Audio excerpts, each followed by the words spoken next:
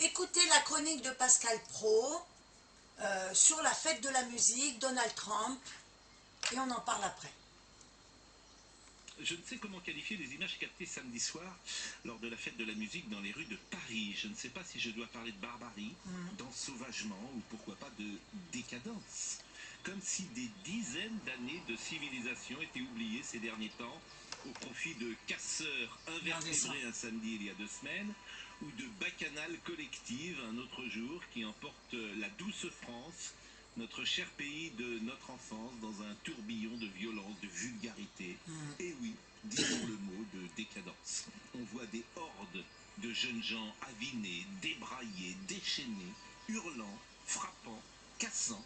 Il y a cette vidéo qui montre un homme qui tabasse une femme qui est à terre. Et le plus sidérant, comme après le match du PSG, est le silence, l'omerta de médias traditionnels. Pas un mot sur France Inter dimanche matin, pas un mot sur France Télévisions hier dans le journal de 13h. Il se dessine une information à double vitesse. D'un côté, une réalité qui est montrée sur les réseaux sociaux et évidemment sur cette antenne, et de l'autre, le monde de oui-oui dans lequel on s'extasie parce que la vasque olympique brûle de nouveau dans le ciel de Paris. On dira que l'actualité était ailleurs ce week-end. Merci effectivement Trump, ce n'est pas moi qui le dis, c'est Bernard-Henri Lévy, qu'un intellectuel engagé historiquement dans la lutte contre Donald Trump écrive « Merci Président Trump » illustre la stratégie gagnante du président américain.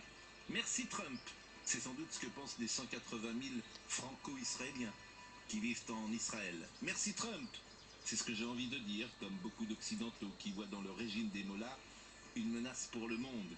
Merci Trump, ce n'est pas exactement la position d'Emmanuel Macron. Le président français pense qu'en toute chose, la parole est magique. Il ne voyait pas d'autre solution que la négociation. La parole est inutile quand un conflit devient inextricable et qu'il grandit entre plusieurs puissances. Merci Trump, cela ne signifie pas négliger le jour d'après et les conséquences.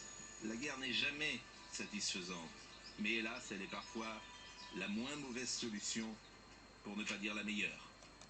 Voilà, donc vous avez entendu, et je me rappelle à l'époque il y avait des balles, et les balles ça s'est arrêté parce que justement il y avait des bagarres. Et bien là, dites-vous une chose, c'est qu'un jour la fête de la musique s'arrêtera parce qu'il y a le bordel. Voilà, dites-moi ce que vous en pensez en dessous de la vidéo.